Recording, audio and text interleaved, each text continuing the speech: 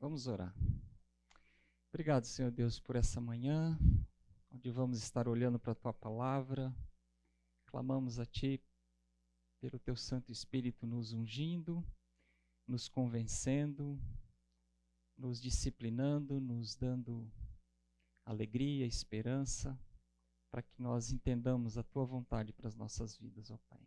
Abençoa cada um de nós aqui nessa sala, se tem alguém nos assistindo pela internet, esteja com os nossos corações, ó Deus, toma conta das nossas mentes, para que nós estejamos aqui, ó Pai, para aprender de Ti e sermos transformados por Ti. É o que nós te pedimos, em nome de Jesus. Amém. O casamento na prática, né? Eu queria fazer um exercício com vocês, antes de nós começarmos essa série de encontros, que serão em 8, um exercício para que ele ficasse conosco em todos os encontros, né? A gente olha lá para aquela passagem de Gênesis capítulo 22, de 1 a 9, aquela experiência que Abraão teve com Isaac. Eu vou ler o texto. Fala assim: depois dessas coisas, pôs Deus a Abraão à prova e lhe disse: Abraão.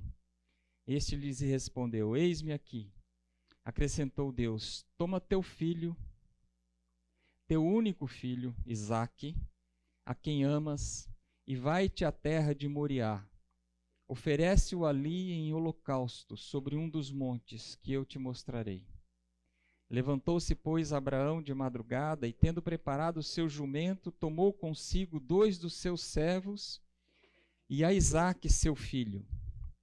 Rachou lenha para o holocausto e foi para o lugar que Deus lhe havia indicado. Ao terceiro dia, erguendo Abraão os olhos, viu o lugar de longe, então disse a seus servos: esperai aqui. Com o jumento, eu e o rapaz iremos até lá e, havendo adorado, voltaremos para junto de vós. Tomou Abraão a lenha do holocausto e a colocou sobre Isaque, seu filho. Ele, porém, levava nas mãos o fogo e o cutelo. Assim caminhavam ambos juntos.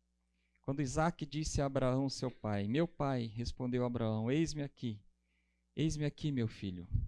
Perguntou-lhe Isaque: eis o fogo e a lenha, mas onde está o cordeiro para o holocausto? Respondeu Abraão: Deus proverá para si, meu filho, o cordeiro para o holocausto.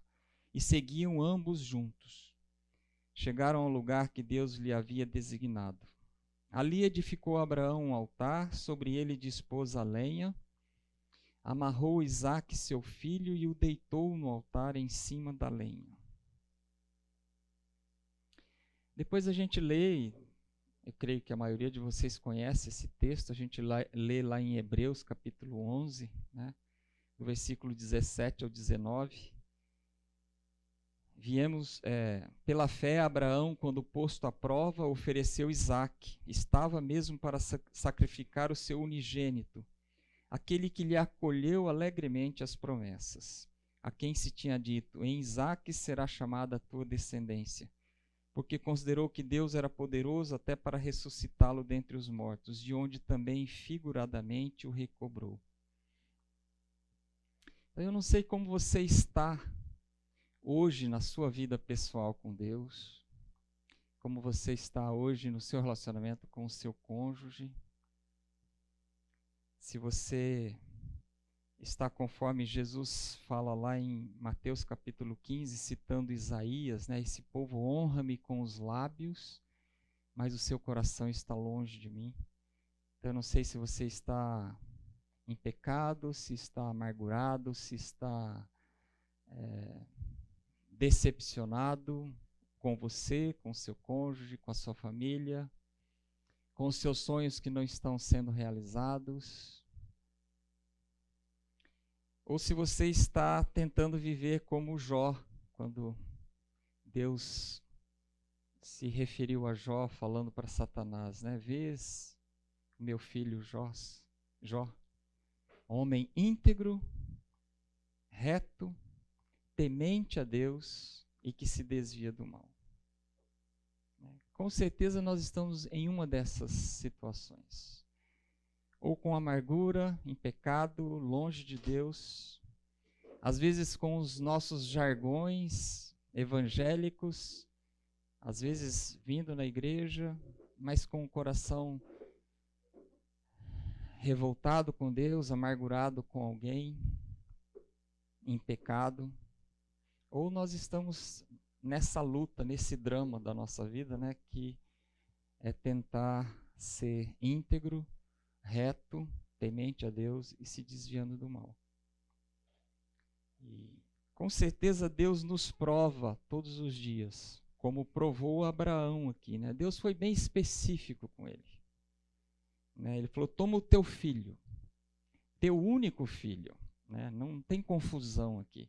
E ainda falou o nome, Isaque. Né? E faça isso. Como deve ter sido difícil para Abraão até fazer todos esses preparativos. Será que Sara perguntou para ele: onde você vai? Que resposta ele deu para Sara? Era uma coisa entre ele e Deus. Será que ele falou para Sara: eu vou sacrificar Isaque? Ou ele fugiu da resposta? Depois ele teve 3 dias caminhando, até que ao 3º dia, erguendo os olhos, ele viu o lugar para onde Deus tinha mandado ele. Né? 3 dias pensando, o que passou pela vida, pela cabeça de Abraão? Né? O que será que Deus vai fazer? Como é que estava a fé dele? Né? Depois, quando ele deixa os servos, ele fala aqui: esperai aqui com o jumento. Eu e o rapaz iremos até lá e, havendo adorado, voltaremos para junto de vós. Aí já mostra que ele sabia o que ia acontecer.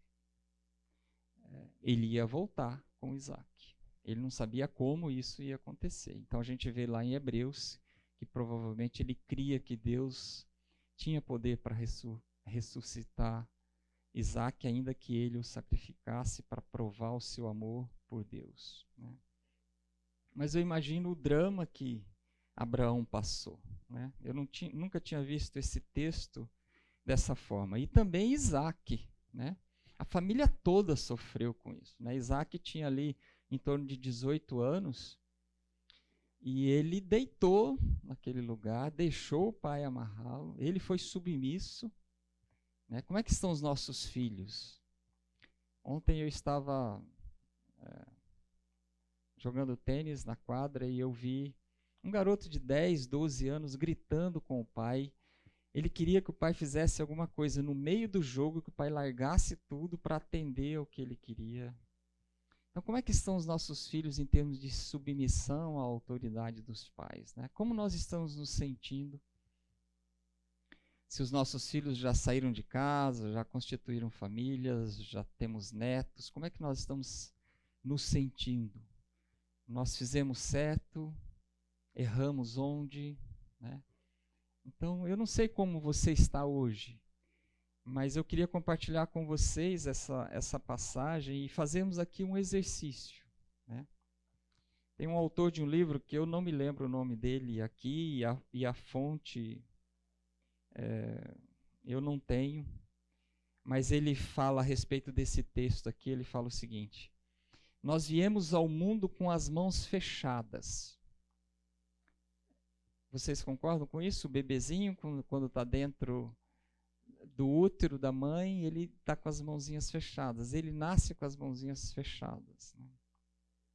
E somente de forma lenta, através da prática repetida, é que aprendemos a abrir nossas mãos como adultos.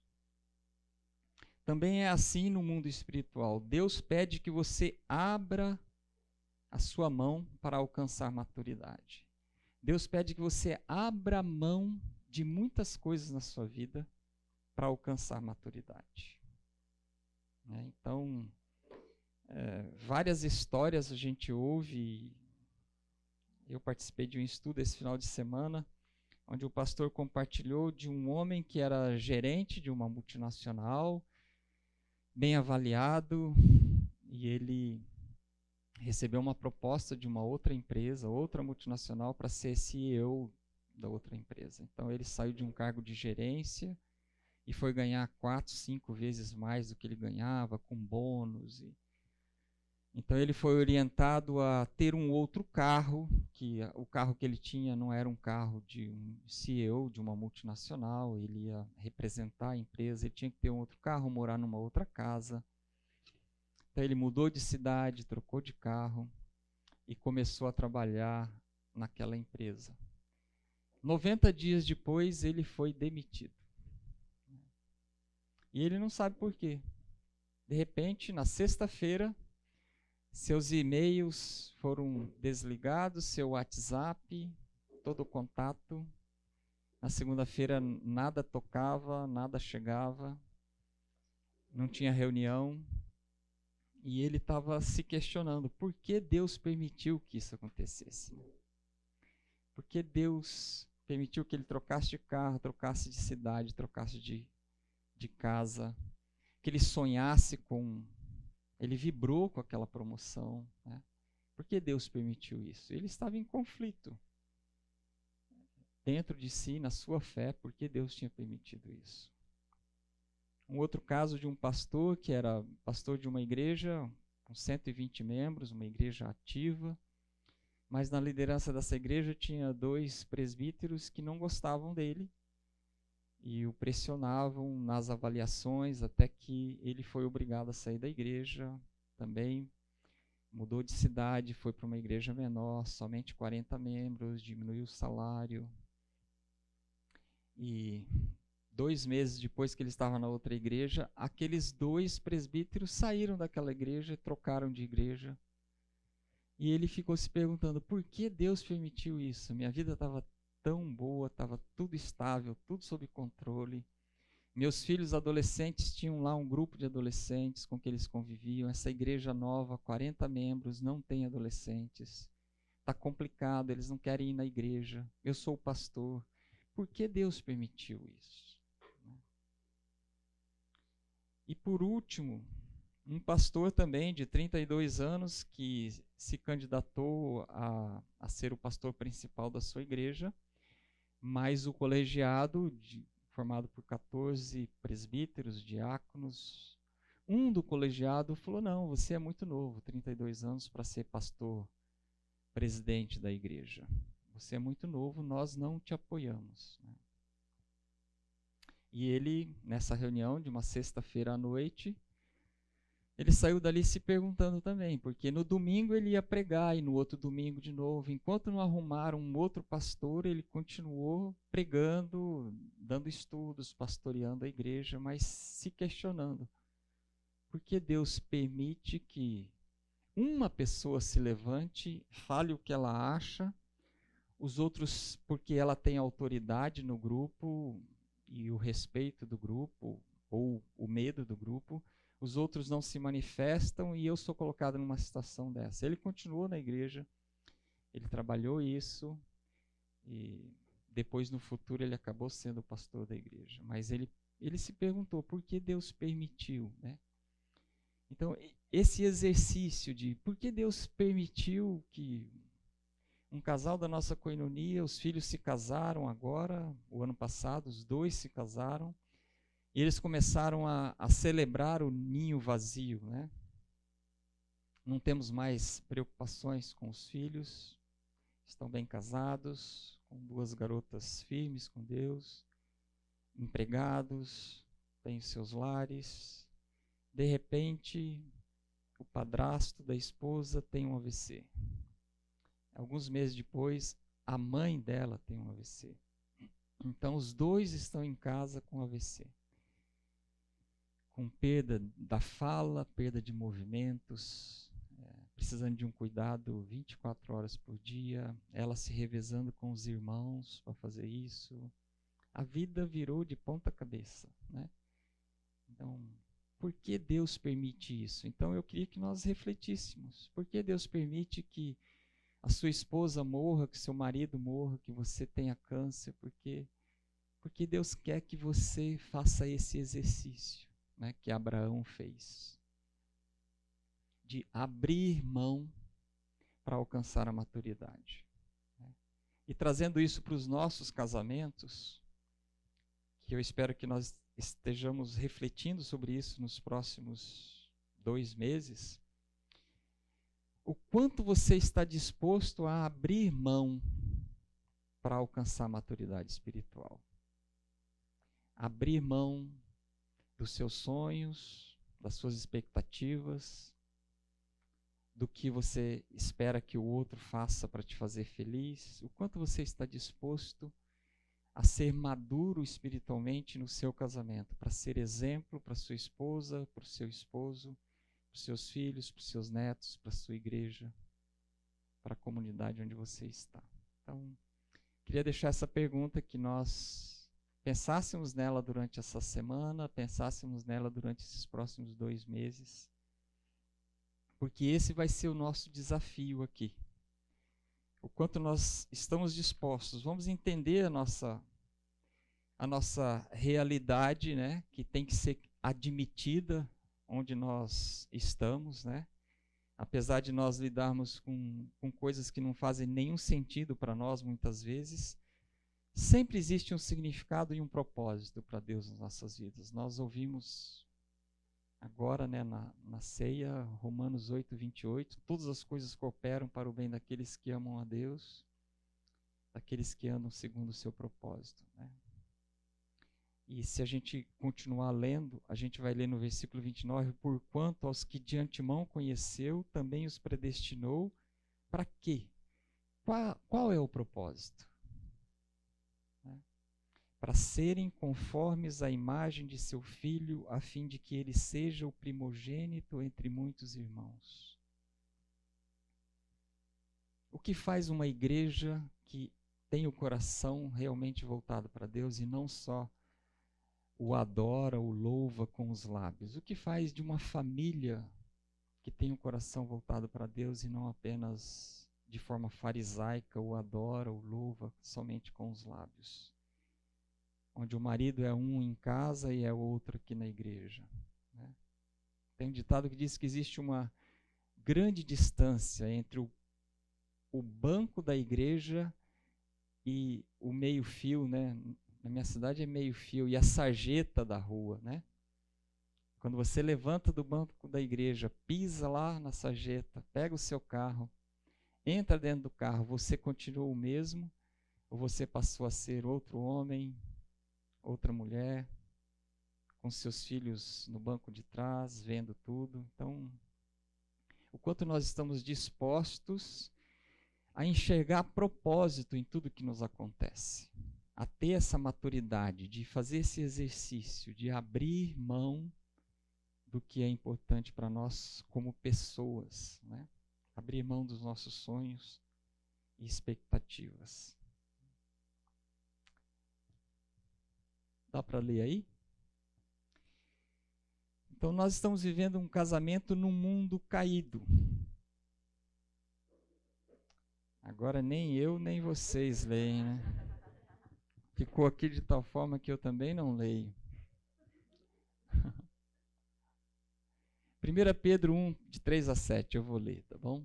Bendito Deus e Pai de nosso Senhor Jesus Cristo, que segundo a sua muita misericórdia, nos regenerou para uma viva esperança mediante a ressurreição de Jesus Cristo dentre os mortos, para uma herança incorruptível, sem mácula, imarcessível, reservada nos céus para vós outros, que sois guardados pelo poder de Deus mediante a fé, para a salvação preparada para revelar-se no último tempo. Nisso exultais. Até aqui está ótimo, né? Nós somos salvos, temos uma nova morada, vamos estar eternamente com Deus. A nossa igreja é uma igreja vitoriosa, em nome do Senhor Jesus. Ele vai voltar, vai reinar, e nós vamos estar com Ele. Nisso exultais, embora no presente, por breve tempo, se necessário, sejais contristados por várias provações, para que, uma vez confirmado o valor da vossa fé, muito mais preciosa do que o ouro perecível, mesmo apurado por fogo, redunde em louvor, glória e honra na revelação de Jesus Cristo. Então, esse se necessário, normalmente vai ser necessário, né? No dia a dia da nossa vida, nós vamos passar por provações. E quais são essas provações? Que tipo de tristezas nós passamos nessa vida no contexto do casamento? Vamos lá, eu quero ouvir vocês. Que tristeza você sentiu essa semana no seu casamento? Alguma coisa que seu filho fez, que seu marido fez? Eu já vi uma esposa olhando aqui para o marido. Talvez vocês não tenham acertado, ou já acertaram e está tudo bem. Que tipo de tristezas nós temos no casamento?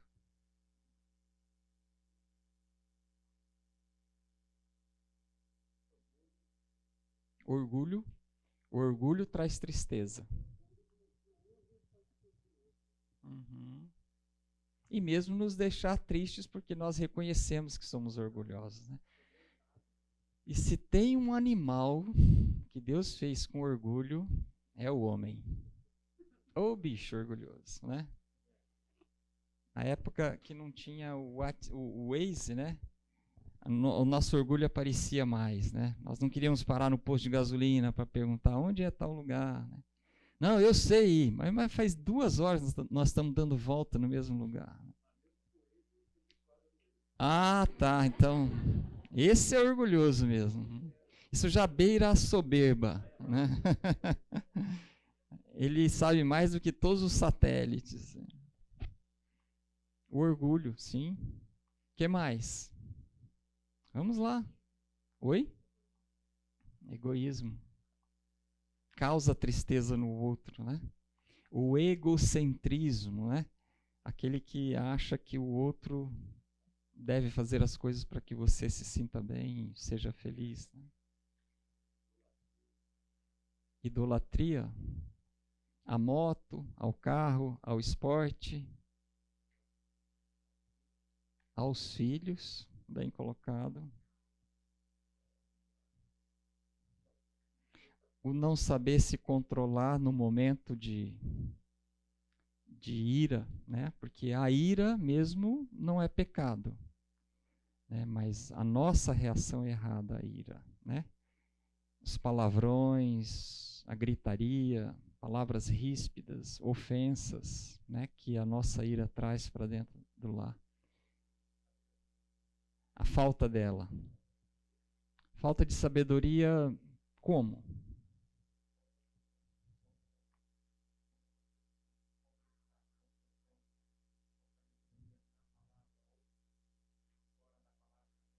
Falta de sabedoria no tratar de alguma diferença, de algum problema que houve, e às vezes querer tratar disso na sabedoria humana, né? Sem olhar para a palavra de Deus. Se tem uma forma de se resolver um conflito, vamos olhar o que a palavra de Deus fala sobre isso, né? E vamos nos colocar debaixo do que ela está falando, né? O que mais? Traição, grandes dores, grandes tristezas, não só para a esposa, para os filhos, para a família toda, né? Enfermidade, no caso desse casal, vendo a mãe e o padrasto doentes. Às vezes você vê um filho doente, né? Você quer ficar doente no lugar dele, você vê ele sofrendo, né? Como Abraão aqui, Abraão foi fazer uma coisa que não é natural, né? Matar seu filho, imolar seu filho.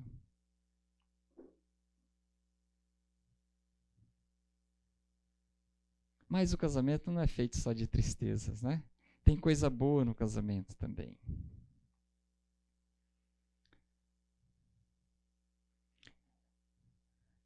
Quais são as alegrias no casamento? Sim. Lavar a louça? É uma alegria? Nossa, esse rapaz, você deve ter lido aquele livro Eu, um Servo, né? Olha, e principalmente para a esposa, né?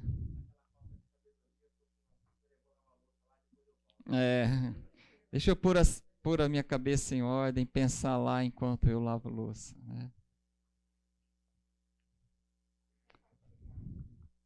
É uma alegria o compartilhar, o participar da vida um do outro, né? Dividir as preocupações, os medos e também os sonhos, né?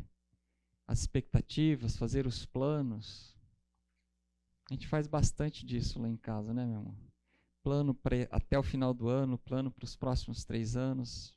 Quando eu fizer 70, então a gente tem plano para todo ano.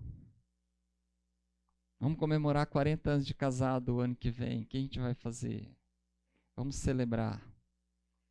Então são alegrias, né? A gente vai falar sobre isso nos próximos encontros, né? É um estilo de vida esse, né? Que outras alegrias nós temos no casamento?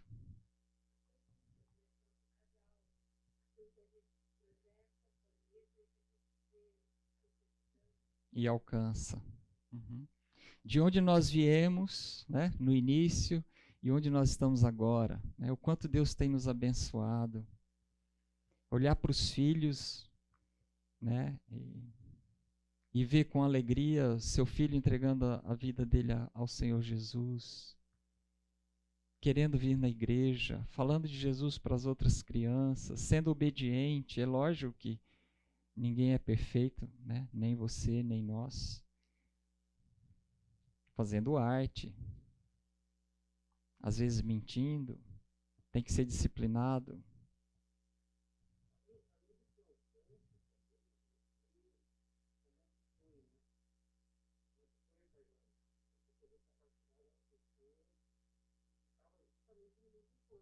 Uhum.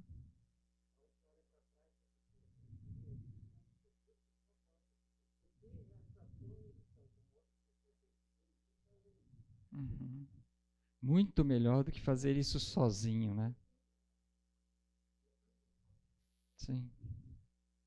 Um apoiar o outro, dar uma palavra de esperança, né? Então, apesar de nós estarmos vivendo num mundo caído, né?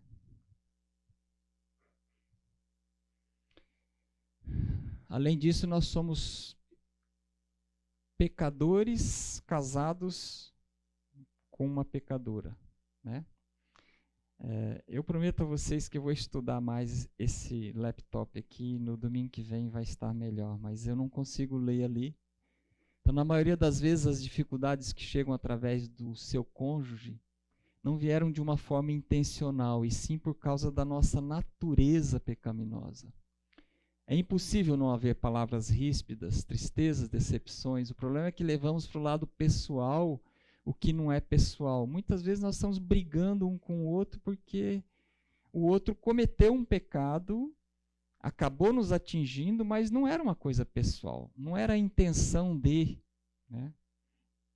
Às vezes a outra pessoa estava num momento ruim ali, recebeu uma notícia ruim, a esposa está em TPM, a menopausa está mexendo com o humor dela, e você é atingido, mas não é pessoal, e nós tendemos a levar isso para o pessoal, né?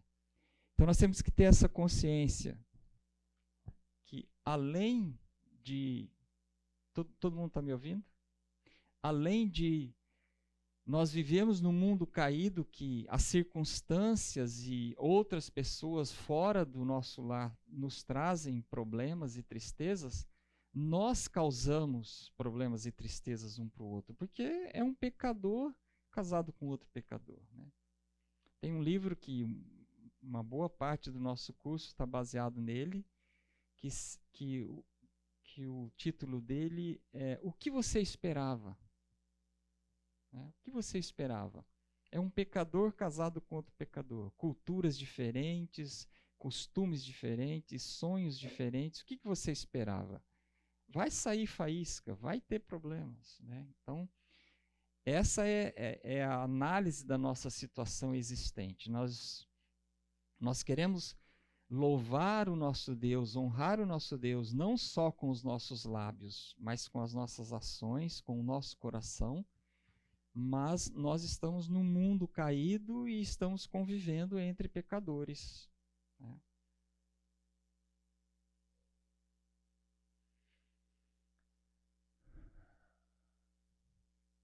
Mas aqui está a palavra de esperança, né? Nós temos um Deus que Ele é fiel, Ele é poderoso e Ele está pronto para nos ajudar nessa caminhada. Ele nos regenerou, como a gente viu lá em 1 Pedro, para uma viva esperança. E Ele é fiel à sua palavra. E Ele é poderoso para nos socorrer, né? Então, ao mesmo tempo que nós temos que ser realistas e olhar, e espera aí, vamos colocar algumas expectativas que são irrealistas no chão, jogar no lixo, nós temos que ser esperançosos. Porque o nosso Deus, Ele é fiel à sua palavra e Ele é poderoso para intervir. Ele é poderoso para mudar o coração, o coração do seu cônjuge, o coração dos seus filhos. Ele é poderoso para te ensinar a fazer este exercício de abrir mão de, né? Nós podemos estar num momento da nossa vida que Deus fez com que nós abríssemos mão de alguma coisa e nós estamos com raiva de Deus. Nós não estamos aceitando, nós estamos perguntando por que o Senhor está permitindo isso, né? Ou nós podemos estar num momento que Deus está querendo que você abra a mão e você continua com a mão fechada com relação a alguma coisa. Você está resistindo a Deus. E Ele quer que você abra a mão, porque todas as coisas cooperam para o bem daqueles que amam a Deus e andam segundo o seu propósito. O propósito de sermos cada vez mais parecidos com o Senhor Jesus. Então nós não entendemos, nós não queremos largar a mão disso. Mas Deus quer que você faça isso. Porque tem uma coisa muito melhor para você, na hora que você fizer isso, né? A experiência de Abraão, né? Quando ele olhou para o lado e tinha um cordeiro que Deus estava preso ali nos arbustos para ele colocar no lugar do seu filho. Então, às vezes, Deus está fechando uma porta e você não está enxergando que tem uma outra muito maior aberta. Então, nós podemos estar nessa situação, ou amargurados, raivosos com Deus, porque Ele fez com que nós abríssemos a nossa mão para alguma coisa que nós não estamos entendendo, é um passo de fé, ou então nós podemos estar resistindo a Deus. E não é boa coisa resistir a Deus, pode ter certeza, né? Minha esposa sempre costuma falar, aprende logo, que você para de apanhar mais cedo, né? Você vai levar menos chibatadas. Então aprende logo, abre logo a mão daquilo que não é o melhor para você, né? Cheios de esperança,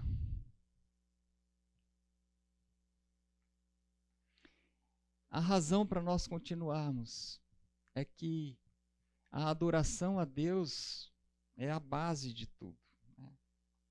Todos nós vivemos em função de algo, todos nós estamos escavando a terra em busca de algum tesouro, todos nós estamos correndo atrás de algum tipo de sonho, e por trás do que fazemos há algum tipo de esperança, de expectativa, de desejo, né? Está errado isso?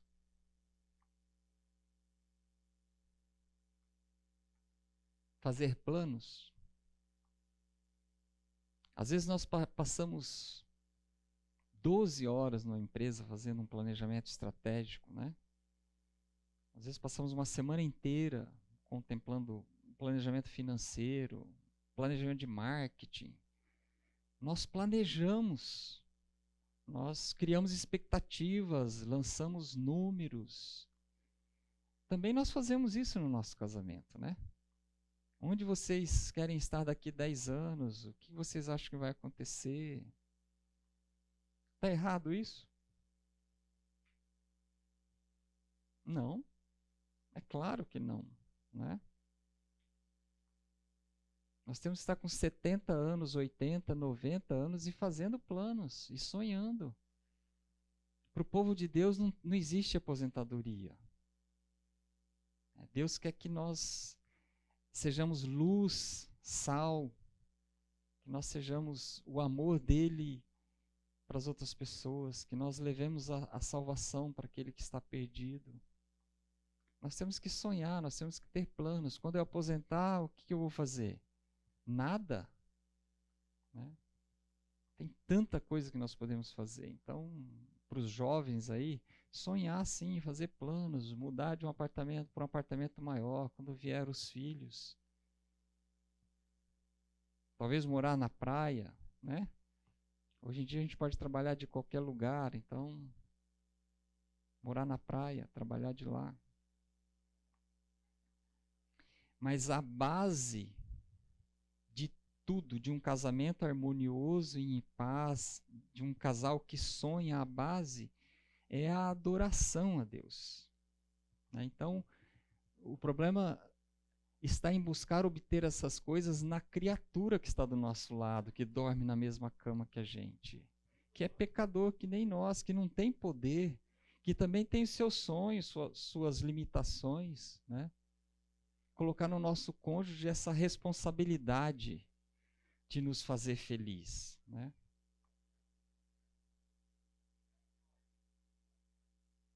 Então, um casamento de amor, de união, de compreensão, não tem raízes no romance.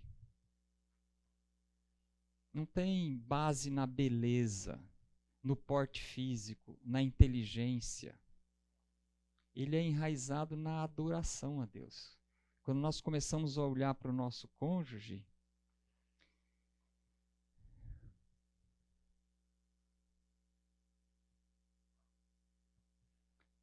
eu coloquei esse versículo aí em Gálatas 5,14, porque toda lei se cumpre em um só preceito, a saber, amarás ao Senhor, amarás ao teu próximo como a ti mesmo. Né? Então, vamos olhar para os 10 mandamentos. A gente já vai fazer o intervalo. Mas vamos olhar para os 10 mandamentos. Quando a gente lê lá em Êxodo, capítulo 20, eu sou o Senhor teu Deus, que te tirei da terra do Egito, da casa da servidão, não terá outros deuses diante de mim, não farás para ti imagem de escultura, nem de semelhança, não tomarás o nome do Senhor em vão, guardarás o sábado. Os 4 primeiros mandamentos estão relacionados à obediência, a provar o seu amor e colocar Deus acima de todas as coisas. E se nós não fizermos isso, não amarmos a Deus acima de tudo, nós não vamos conseguir cumprir os outros 6 mandamentos. Que aí ele começa a falar, lá em Êxodo, Moisés diz: honra teu pai e a tua mãe, para que se prolonguem os teus dias na terra que o Senhor teu Deus te dá. Você não vai conseguir honrar o teu pai, cuidar do teu pai e da tua mãe, no momento que você tem que trabalhar, que você tem que cuidar dos seus filhos, que você já está se sentindo cansado,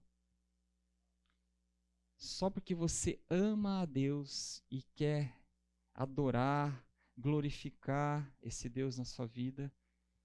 Você o conhece, sabe que Ele é um Deus santo, justo, reto e que Ele espera isso de você.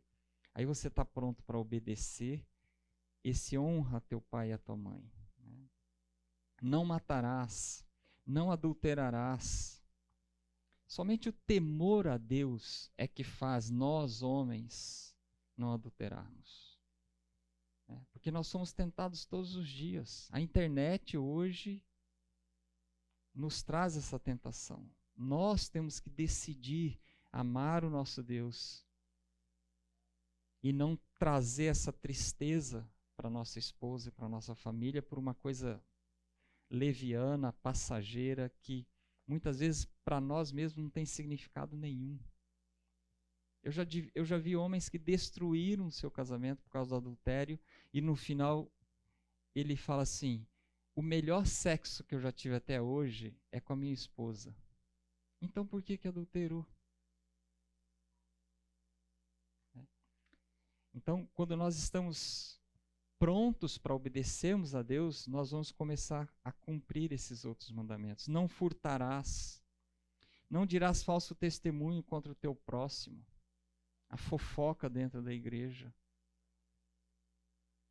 Não cobiçarás a casa do teu próximo, não cobiçarás a mulher do teu próximo, nem o seu servo, nem a sua serva, nem o seu boi, nem o seu jumento, nem coisa alguma que pertença ao teu próximo. A inveja, né? Então, quando nós olhamos para esse Deus como um Deus criador, um Deus poderoso, e nós queremos adorar e obedecer esse Deus, nós vamos estar construindo um casamento harmonioso, de paz, de alegria, de esperança, de comunhão. Tá bom? Tem um livro que chama Disciplinas Espirituais. Não sei quem já leu aqui, já viu esse livro. Ele fala que o primeiro passo para você crescer em maturidade espiritual é você conhecer a Deus. E lá ele coloca a importância de você ter um plano de leitura diária da Bíblia. Você ter um propósito de ler a Bíblia de Gênesis a Apocalipse todos os anos. De você ver ali o quanto Deus, ele é um Deus santo, um Deus amoroso, mas ele é um Deus fiel à sua palavra e é um Deus de justiça, né? Então ele fala que quando você começa a conhecer esse Deus, você começa a ver o quanto você é pecador e necessitado da graça dele, e você começa a adorá-lo e querer glorificá-lo. A hora que você chega nesse ponto que você conhece a Deus mesmo sem entender muitas coisas que estão registradas na palavra dele. Eu me lembro quando eu estava lendo Números, quando Deus fala para Moisés, você não vai entrar na terra prometida. Eu fiquei questionando, mas Senhor, Moisés carregou esse povo por 40 anos, obediente, seu amigo, não vai entrar, por quê? Porque Deus mandou ele falar para a rocha.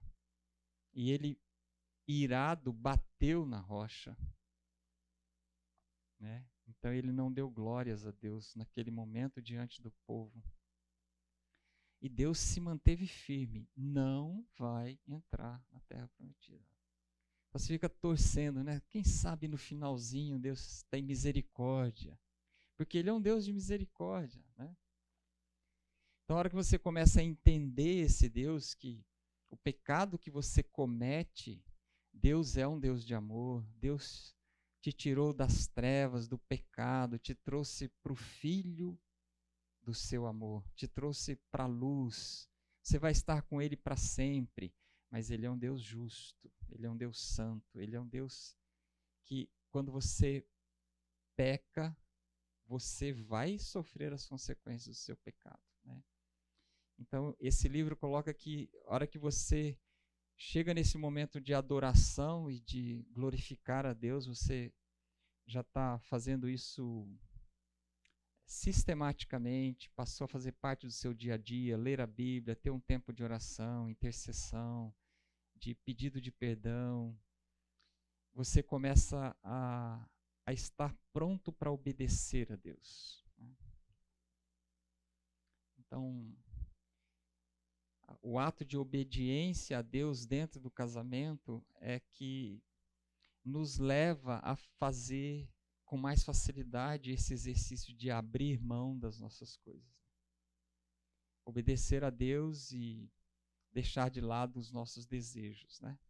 Então, nós vamos olhar aqui, terminar de olhar, um casamento que é harmonioso, que tem paz, que tem diferenças, tem problemas, mas que busca a Deus, glorifica a Deus, é um casamento que adora a Deus. Os dois buscam adorar a Deus, né? E se está chegando nesse ponto de adorar a Deus, também já está obedecendo a Deus e provando a Deus o seu amor, né? Então, adorar a Deus de três formas. Primeiro, como Criador, né?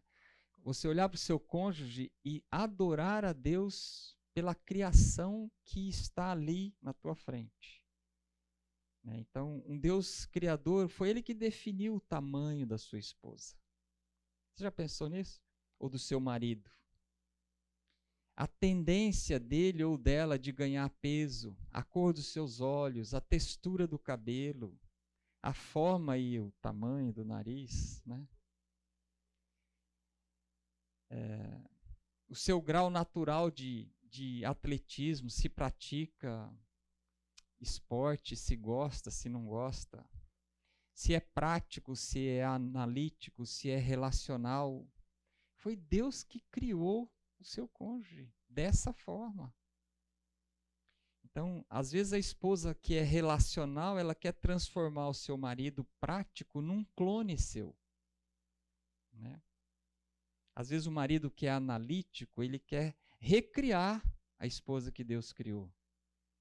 E a sua esposa é emocional, ele quer que ela seja uma pensadora fria como ele é. Olha os fatos, olha os números, olha as circunstâncias. Mas eu estou sentindo isso, não sinta. Né? Não é isso? Então, nós queremos mudar a criação de Deus. Então, dessa forma, nós estamos mostrando que nós não estamos adorando o Criador. Né? O marido que se irrita com a voz aguda da esposa. Eu já cheguei, de vez em quando eu falo isso para minha esposa, para de falar um pouquinho. Né? Para um pouquinho. Ou então a gente trabalha junto à tarde em casa, no mesmo escritório, um de costas para o outro, porque foi assim que deu para a gente ajeitar as mesas. E ela atende o telefone e às vezes passou 15 minutos, 20 minutos. É a mãe, o pai dela está doente, ela está levando para o médico fazer exame, cirurgia, e fica no hospital. Sai de manhã, volta de noite. Às vezes eu viro para ela e falo assim, vai lá na sala para conversar. Eu não consigo ler esse processo aqui, eu não consigo fazer essa análise, essa planilha, você falando aqui atrás. Então, eu não diria que chega a ponto de irritar, porque ela é compreensiva e ela sai. Né? Mas se ela continuasse, eu ficaria irritado, sim, com o tom de voz, com a demora da ligação. Às vezes eu falo, pô, quanto tempo você ficou no telefone? Ah, foi 50 minutos. Então, nós queremos mudar, às vezes, coisas que não podem ser mudadas. Às vezes as esposas se irritam com o tanto de tempo que o marido precisa para tudo, né? Lá em casa tem uma listinha que ela vai crescendo, crescendo. A hora que eu vejo assim que está no limite da paciência da minha esposa, a listinha já está enorme. Aí eu chamo a Porto Seguro, eu vou comprar os materiais, eu chamo o eletricista, o encanador, troca a lâmpada, que aquele corredor já está todo no escuro. Pô, mas acende a luz da cozinha, mas depois, na hora que eu chegar lá no quarto, eu volto para apagar a luz da cozinha. Né? Então, às vezes as esposas ficam irritadas com essa demora. Ela quer conversar sobre alguma coisa, mas o homem tem que pensar, né? Tem que lavar a louça para pensar um pouco, né?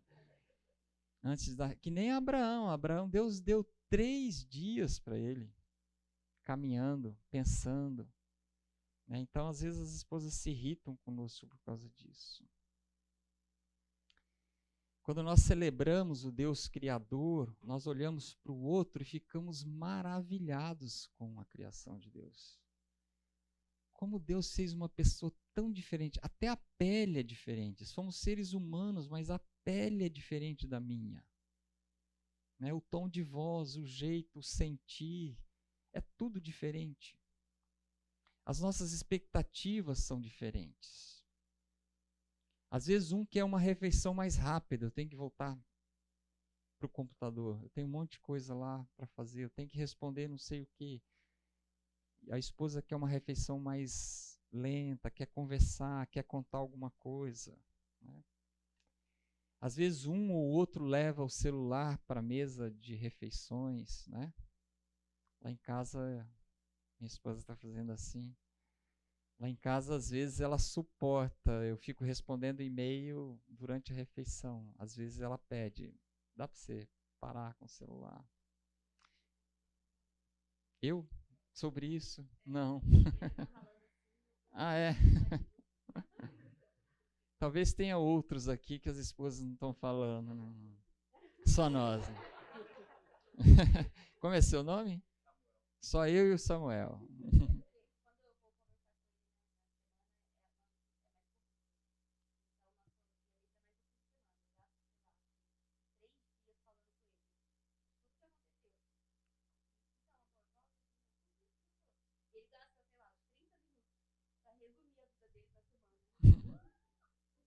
É. Os homens não querem saber dos detalhes, né? Eles querem saber da conclusão, né? Às vezes a minha esposa começa, algum amigo meu pergunta alguma coisa para ela, e o seu pai? E aí ela começa a contar, né? Ele tem câncer de próstata, câncer de... Eu pego na perna dela, no braço, e falo assim, querida, encurta. Porque ele é homem. E ele perguntou assim, porque ele quer saber como é que tá. Tá bem? Morreu? Tá vivo? Entendeu? Não estende muito. Se fosse a esposa dele, tudo bem, aí você conta os detalhes. Então nós somos diferentes. Deus é um Deus criador, é um Deus criativo. Então, levar o celular para a cama, né? Ficar olhando, entrar nas redes sociais na hora de dormir, tem que se fazer um acordo sobre isso. É saudável isso? Ter televisão no quarto, tem que se fazer um acordo sobre isso. Isso é bom. A esposa quer tudo organizadinho, limpinho. O homem não liga muito para isso. Às vezes o homem quer tudo organizadinho, limpinho, e a esposa não liga para isso. Aí ele vai lá e passa a manhã do sábado lavando o banheiro, fazendo uma faxina, porque ele não aguenta mais o box daquele jeito. Então, a gente vê isso. A esposa que descobriu o Facebook, descobriu o WhatsApp e não sai do celular. Né? Então, as séries, a televisão, né? Não tem tempo de ler um bom livro, mas assiste Netflix por horas. Então, nós somos diferentes, tem coisas que nós podemos mudar, que está debaixo da nossa disciplina e do querer agradar a Deus, mas tem coisa que não. A visão do dinheiro, por exemplo, pode levar uma vida inteira para mudar a visão do dinheiro. Alguém pode vir de uma família onde o dinheiro foi feito para gastar. O outro vem de uma família onde o dinheiro foi feito para guardar. E daí, vai gastar ou vai guardar? E começa a ter os atritos. Né? Um valoriza o dinheiro, se preocupa, tem medo de ficar sem.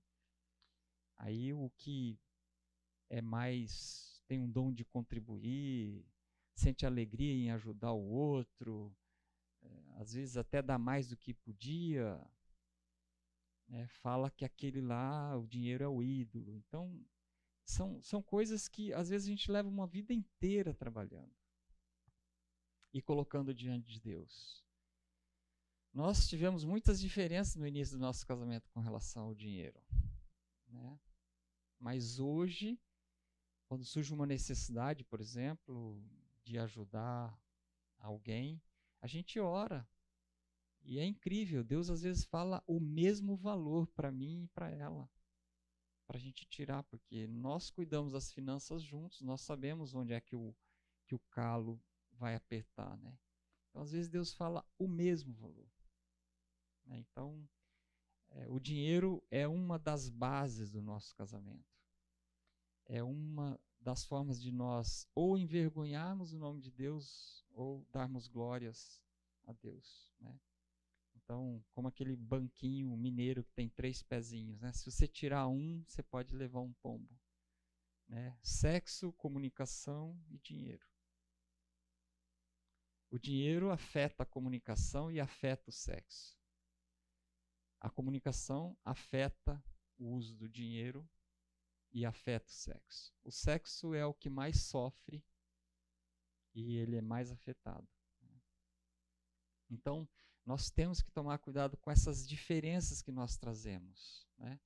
Nós temos que parar de nos irritar uns com os outros e olhar para o nosso cônjuge e falar assim, como Deus é criativo, né? Ela é tão diferente e eu me apaixonei, e a gente se complementa e ela me ajuda e vice-versa. Né? E celebrar essas diferenças.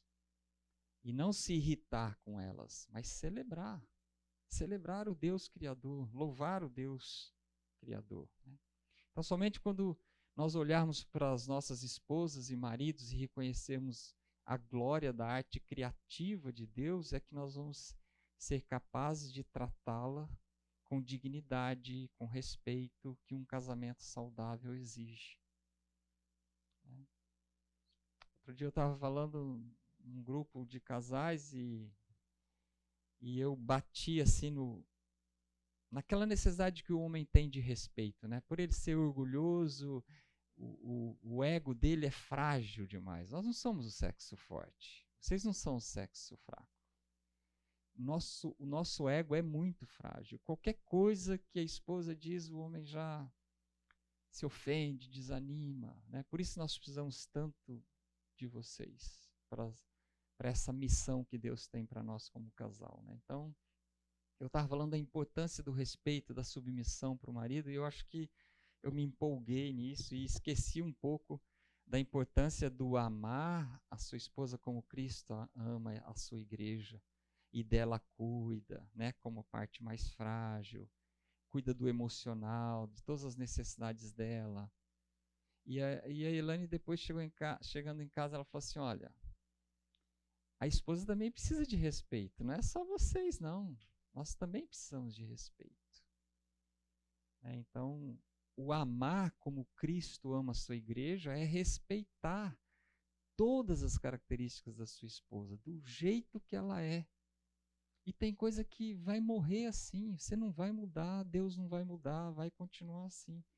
Tem coisa que ela não vai querer abrir mão de, e tem coisa que Deus criou assim e não está errado. Talvez seja estranho, você não goste, mas não está errado. A outra forma de glorificar a Deus é olhar para Deus como um Deus soberano, né? Então, você já imaginou que o que vocês estão passando hoje no casamento de vocês, fora os que são jovens casais, mas há 10 anos, 15 anos, 20 anos atrás vocês estariam passando? Né? Você pode olhar para o seu marido, para a sua esposa e falar, puxa, mas mudou tanto, né? Nós temos que aceitar que o nosso casamento, talvez a palavra drama aqui seja muito forte, né? Mas é uma história que está em desenvolvimento e ela vai continuar até que um dos dois morra, né? E quem escreve essa história é um Deus amável, é um Deus soberano, é um Deus que está guiando todo o processo. Ele faz um abrir mão, o outro abrir mão. Se um fica resistindo, o outro também sente isso e é prejudicado por isso. Então, esse Deus soberano que permite que tudo que está acontecendo no seu casamento hoje está acontecendo debaixo da permissão dele. Pode ter certeza. Não é porque você está sendo castigado, às vezes é consequência do seu pecado, mas às vezes é consequência do pecado do seu cônjuge, pecado de alguém da família, pecado de alguém de fora. Às vezes são as circunstâncias que Deus está permitindo que vocês passem para vocês crescerem. Então, creia e adore esse Deus soberano que está no controle de todas as coisas. Ou você crê em Romanos 8:28, ou você não crê. Não é hoje eu creio, agora veio uma coisa ruim, agora eu não creio mais. Que todas as coisas, todas, é todas. Não é uma ou outra, são todas. As coisas cooperam para o bem daqueles que amam a Deus. Né?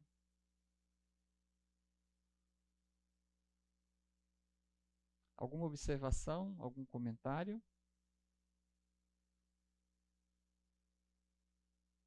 E por último, adorar a Deus como Salvador, né? Quando você faz isso, você é confrontado com a realidade da sua própria necessidade da graça de Deus, né? Ninguém é mais capaz de conceder graça do que aquele que sabe que também precisa dela. Outro dia eu vi na nossa coinonia, veio uma palavra assim de 40 segundos do Pondé. Eu não concordo com 99% do que ele fala. Ele quer unir o liberal com o conservador, ele é um filósofo, ele já leu mais de 100 livros, ele já escreveu um tanto de livros, eu não concordo com ele. Mas ele conseguiu em 40 segundos falar uma coisa que eu concordei com ele. Alguém pôs na coinonia e eu pus a minha opinião, eu não concordo com ele. E a pessoa que pôs não sabia que ele é um filósofo, que ele não é evangélico, e ele pensa totalmente diferente do que a Bíblia fala e tal.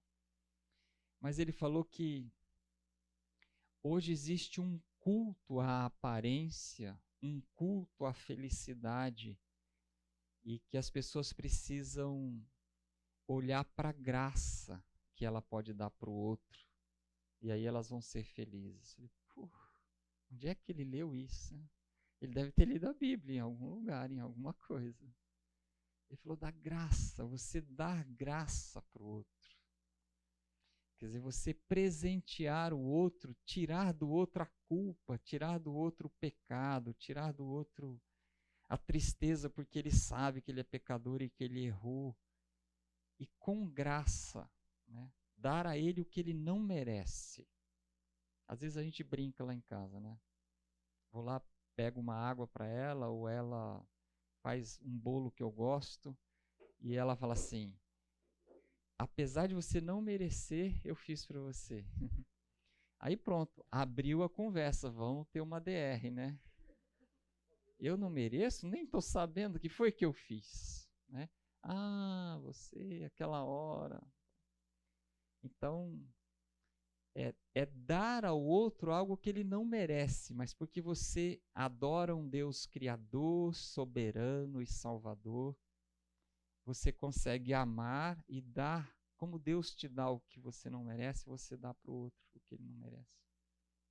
E da mesma forma, a misericórdia, né? Ter misericórdia do outro. Quando o outro pecar, não ficar anotando, né? Pondo na cadernetinha para depois usar contra ele, mas encorajá-lo, né? Sugerir para ele, olha, às vezes a gente tá saindo faísca, a gente não sabe nem porquê, né? Então, às vezes eu pergunto para ela, você está lendo a Bíblia todos os dias? Como é que está o teu plano de leitura? E uma ou outras vezes ela fala assim, estou atrasada. Faz 3 dias que eu não leio. Então, da mesma forma eu, em termos de como é que está o teu relacionamento com Deus? Entendeu? Ah, eu tô focado nesse problema aqui, a gente não vendeu nada esse mês, a gente precisa vender, não consegui comprar nada esse mês, a gente precisa comprar, não sei como vai ser o resultado da empresa, né? Deus vai ter que tirar água de pedra esse mês. Então, às vezes, você fica focado dentro de um problema e começa a sair faísca entre um e outro, né? Então, agir com misericórdia, no sentido de ser auxílio, ser usado por Deus.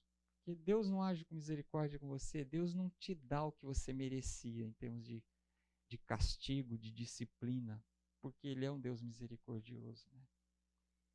A partir do momento que você entregou a sua vida para Jesus, reconheceu o Senhor Jesus como Salvador e Senhor da sua vida, Deus olha para você e vê o sangue, a cruz, vê que a sua dívida já foi paga, você agora é filho, e Ele age com misericórdia com você. Então, quando nós começamos a olhar para esse Deus Salvador que age com misericórdia e graça todos os dias na nossa vida, a gente começa a estender um pouco isso para o nosso cônjuge.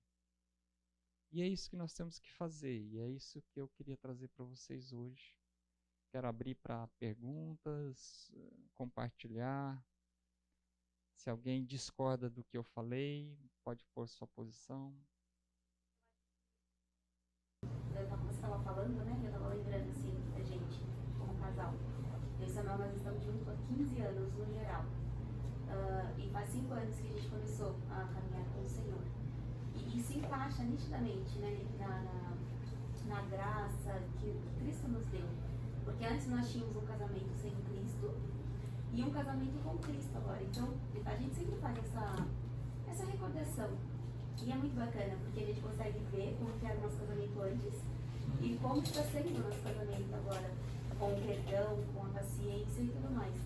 Então acho que é bem bacana. E você foi falando assim, eu fui falando assim, Senhor, que legal. E é um casamento, ele se torna saudável, né? E mais fácil de lidar. Porque antes, né, você guardava todo aquele ódio, aquele rancor da toalha em cima da cama. E quantas vezes eu uma cueca no chão do banheiro.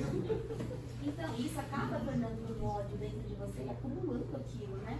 E aí pequenas coisinhas vão sendo acumuladas e quando você explode. E hoje não, eu vejo a total diferença. E é muito legal. Interessante o que você está falando.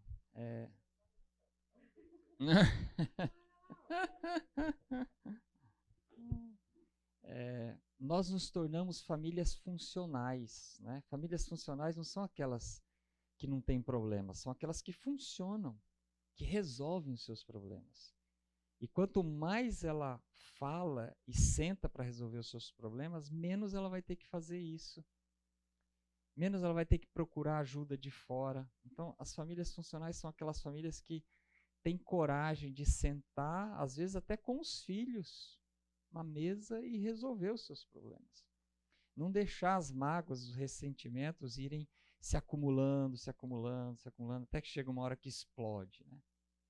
Hoje nós vemos casais que têm 40, 50 anos de casados e toda vez que briga, se lembra de alguma coisa que aconteceu há 20, 30 anos atrás, traz tudo de volta, né? Põe em cima da mesa de novo. Por quê? Porque não tem graça, não tem misericórdia, não tem perdão. Mais alguém? Então a realidade é essa. Nós estamos num mundo caído, somos afetados pelas circunstâncias, pandemias, guerras, interesses políticos. Nós somos pecadores, mas nós temos que ter esperança, porque nós temos um Deus que é fiel, que é poderoso e que está disposto a nos ajudar. E o que nós temos que fazer? Nós temos que adorar esse Deus, olhar para o nosso cônjuge e adorá-lo como um Deus criador, um Deus soberano e um Deus salvador. Então essa é a base para nós começarmos a fazer esse exercício de abrir mão dos nossos desejos, sonhos, que às vezes são egoístas, né? Em prol de ter um lar com paz, com comunhão, que glorifique a Deus. Eu espero que vocês voltem domingo que vem, a gente vai continuar. E que domingo que vem a gente não tenha esse problema aqui. Que vocês tenham um bom domingo, uma boa semana. Vamos orar. Obrigado, Senhor Deus, porque nós olhamos para o Teu trono de graça e de misericórdia e podemos nos achegar a Ele e clamar, ó Pai, por cada lar que está aqui representado nessa manhã, Senhor. Ajuda-nos, ó Pai, a glorificarmos o Teu nome nos nossos lares. Ajuda-nos, ó Deus, a termos uma vida melhor, um relacionamento melhor, para que nós possamos dar graças a Ti em todas as coisas. Ajuda-nos a termos uma vida de contentamento, ó Deus, e não de reclamação. Pai, é o que nós te pedimos, em nome de Jesus. Amém.